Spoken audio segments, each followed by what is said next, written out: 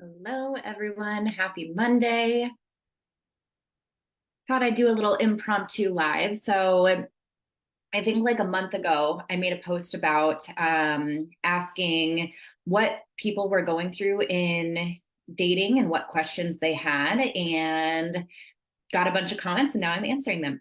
So I have one specific question that I got today, and I'm going to be doing these a lot more, probably one each week, maybe more. I don't know yet. But I got this question last month that said how to keep one you think is a good fit for ourselves, meaning not to get ahead of ourselves and scare away when we want it to work out, like when the woman is excited about them. So what I'm getting from this question is how to not push a man away in the dating process, right? Like when you're really excited and you don't want to come on too strong to push that person away. That's what I'm getting from that question. So if you're here with me live, go ahead and hashtag live. And if you are watching the replay, go ahead and hashtag replay. And something fun I want to do is if you hashtag winner on my comments, if you're watching, I will pick somebody out of everyone who comments to win a call with me. So go ahead and hashtag winner if you want a call with me. If you want to win that call, be put into the draw. So we'll get right into it. How to not scare somebody away in the dating process. And so this is really what I see a lot. I've experienced this as well. Like when we get really excited about somebody and we start putting a lot of unintentional pressure on the connection and on the relationship, and we start to kind of lose ourselves a bit, right? And then we start trying to control, we start trying to make things happen in the connection, right? If you guys have experienced that, let me know in the comments. I know that I certainly have. And so what's happening here is a lot of the times when we experience this is we're so reliant on this person to be the one. We're so reliant on things to work out with this person. And so we put all of our time, energy, and attention on this connection, right? And so we're wondering when he's going to text, when he's going to call. We're reaching out to him. We're trying to make plans. We're trying to move the connection forward, right? And for a healthy masculine man, that's going to completely repel him because that's really his job. Right. And so if we're trying to move this connection along, we're trying to control, we're trying to force, we are energetically putting a lot of pressure on the relationship. And when we need something to work out, that's when we repel it. When we need it, we tend to lose it, right? Like that's a kind of like a rule of thumb that you can use. Like when you're putting a lot of tension on something, if you're needing this to happen, if you're needing it to work out, the rule of the universe is if you need it, then you're going to continue to need it, right? And so this is where we're going to have to surrender and allow rather than push, force, control. It's okay to be excited. It's totally okay to be excited. Be excited, but also allow this person to lead. Allow them to do this in their own way without you trying to micromanage it, right? And so what I used to do in my connections was like, I wanted to hang out with a guy all the time, right? Like I'll give you actually a very specific experience. And so years ago, I met somebody on a dating app, and it was like, we got along really, really well. He was really attractive. He was like a lot of the things that I thought I wanted in a partner. And we hung out, and I did not understand boundaries at the time. I didn't understand what it looked like to let a man lead. And my thought process was like, you just start dating somebody, you hang out all the time, you are in communication all the time, and you can't really mess up something with the right person. I don't believe that. So I actually, I believe that, you know, we can absolutely self-sabotage connections with great people. I see it happen all the time. So in that connection, he asked me on a couple dates and they were really, really great. And I would be the one reaching out to him saying, hey, do you want to hang out? Hey, I don't have my kid tonight. Do you want to hang out? Do you want to come over? All of these things, right? Trying to get him to hang out with me without letting him lead. And so what that did was that completely turned him off. It's like, why is she trying to be with me all the time? Why is she trying to hang out with me all the time? Why is she trying to move this forward? Like I would text him like every day without letting him text me first. I would ask him to hang out and he would tell me no. And then I would ask it. And instead of waiting for him to ask me to hang out, then the next day I would say, hey, I have this time available. Do you want to hang out with me? So this is what pushes healthy masculine men away. We want to allow ourselves to be excited, but we also want to allow them to lead and take control and give them the opportunity to pursue us. A lot of the times we're chasing the men, we're wanting to pursue them. And what I'm talking about in my trilogy right now is how even in nature, that's not natural. If you look at, if you ever watch like Our Planet, I love watching Our Planet. And what you notice in that is when the male, like let's talk about birds, when the male bird is wanting to impress the male bird does some kind of like mating call, mating dance. They're usually like the more colorful ones. If you look at peacocks, if you look at ducks, the male is always the more colorful one because he's supposed to impress the female. Right? Like that's just the way nature intended things to be. Women are not supposed to be doing the pursuing. They're not supposed to be doing the impressing. They're supposed to be the ones that are getting pursued, getting courted. The man is supposed to impress the woman. And we have just had this so backwards over time. We've taken on that role to pursue, like, you know, let me take this on, let me control this. And so, you know, like I said, even in nature, you see that that is not the way that masculine and feminine are designed to work. The woman is not supposed to chase the man.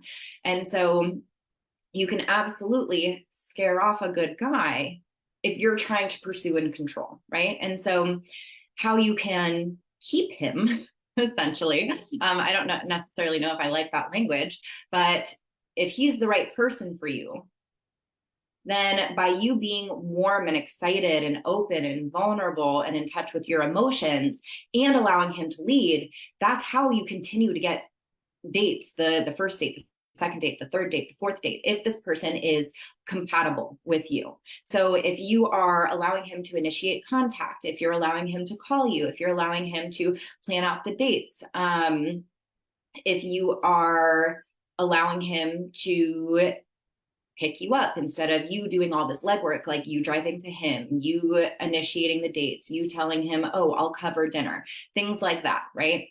So, or if you're trying to do too many things for him too early, I see this, and I used to do this all the time. I'm like, oh my gosh, you like me. We've been on one date. Let me get you all like my health products and give them to you. Or let me tell you all the ways that you can do better in your life, like meditation and all this stuff, right?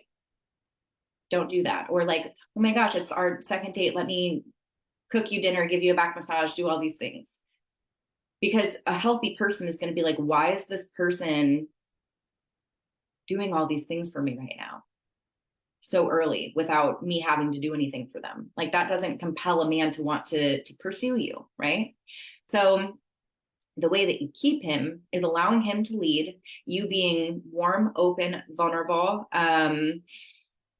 and being in touch with your feelings. And when I say being in touch with your feelings, I know that a lot of people don't know necessarily what that means. And so by you knowing how you feel, how you want to feel, cultivating these feelings within yourself and being able to communicate them. And so another thing to compel a man to want to continue to take you out is, like I said in the beginning of this video, we put all the focus on trying to make this connection work, right?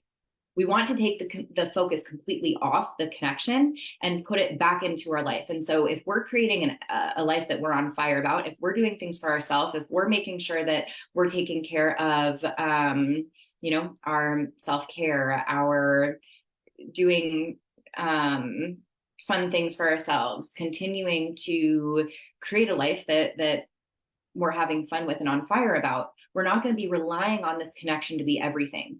We're going to have the mentality of like, if this works out, amazing. And if not, I know I'll be okay. Right.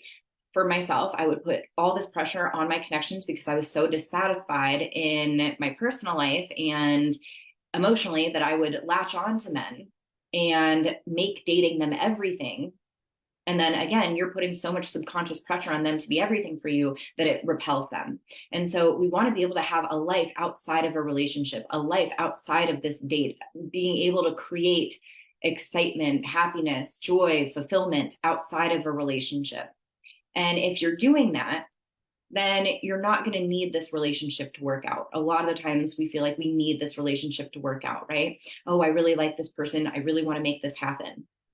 But if we can just continue to keep ourselves open to create our own happiness, to create our own joy, fulfillment, then whatever you get from a potential date is just going to be the cherry on top. And they're going to feel you as a full person. They're going to feel you as whole.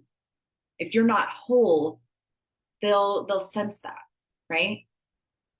And so if you are, and this doesn't mean you have to be perfect whatsoever. It just means that if we're willing to create this epic life that we're on fire about, then we're not relying on that other person to be everything for us, right? Like there tends to be this idea that like the relationship will fill the void. Once I have this relationship, then I'll be happy.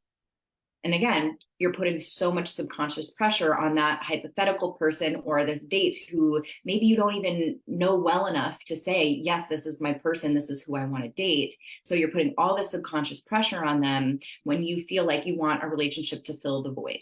And a lot of times that is subconsciously what we want a relationship for. I'll be happy when I have this relationship. I'll feel more sexy when I have a relationship. I'll feel more fulfilled. I'll feel more this. I'll feel more that.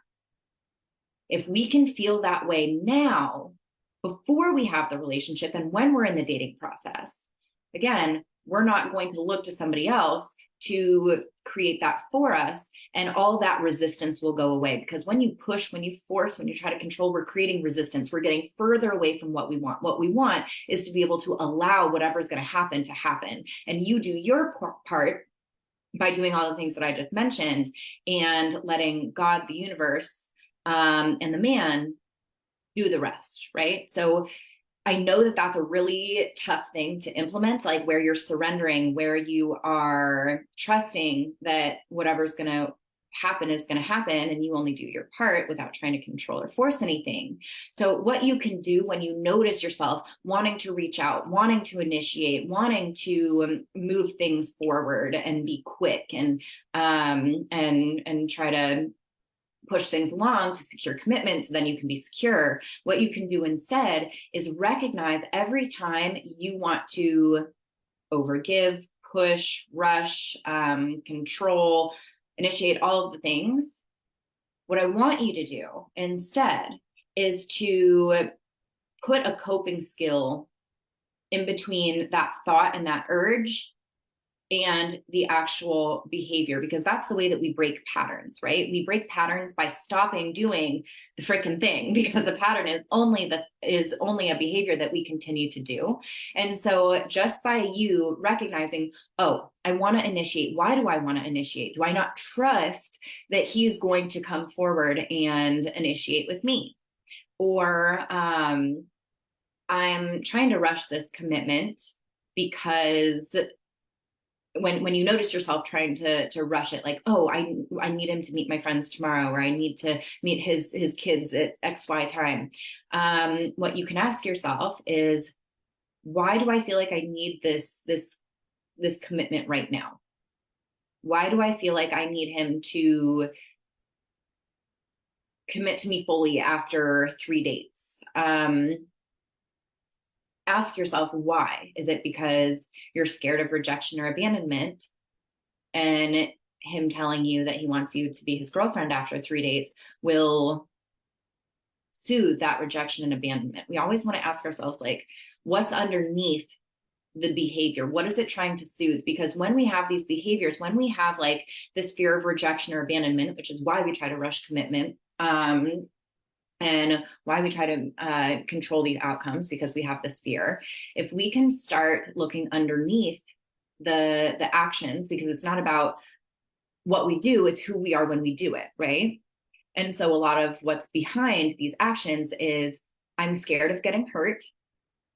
I'm scared they're going to reject me. I'm scared they're going to leave. So I have to make sure they don't forget about me. I have to make sure that I'm in the forefront of their mind. I have to make sure that we have a date on the calendar. And I can't sit with my emotions long enough, this fear long enough to wait for him to do it. So I'm going to do it myself, right? And so it's who we're being when we're doing these actions. So what's underneath it? Asking yourself, what is underneath this? What am I feeling? What am I scared of? And then actually being with that feeling and allowing yourself to have that feeling, and moving that feeling through. Because, you know, this is where emotional unavailability comes into play, is when we're not willing to be with our uncomfortable emotions. We're trying to get away from our uncomfortable emotions by trying to rush these connections. And so by you feeling the urge to do something, to rush the connection or initiate or try to control,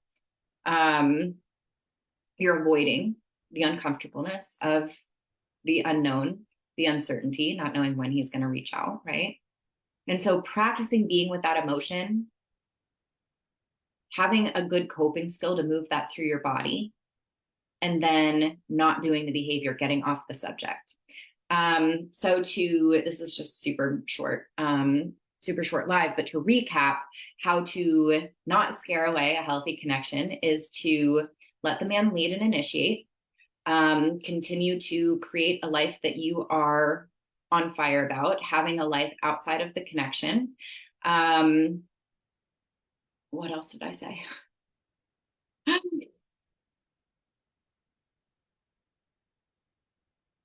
I don't remember what else I said. So just replay the video, watch it over and over again so that you can just ingrain it in your brain. But this is how you make sure that you don't push these connections away out of fear. And when you feel like you're too excited, ground yourself, come back to what makes you happy, take your focus off the connection, off the relationship, go do something that makes you feel good, and wait for him to make the plans. Awesome, everyone. I will talk to you all soon. And if you guys have any questions about this, feel free to DM me and we can talk further. All right, bye everyone. Happy Monday.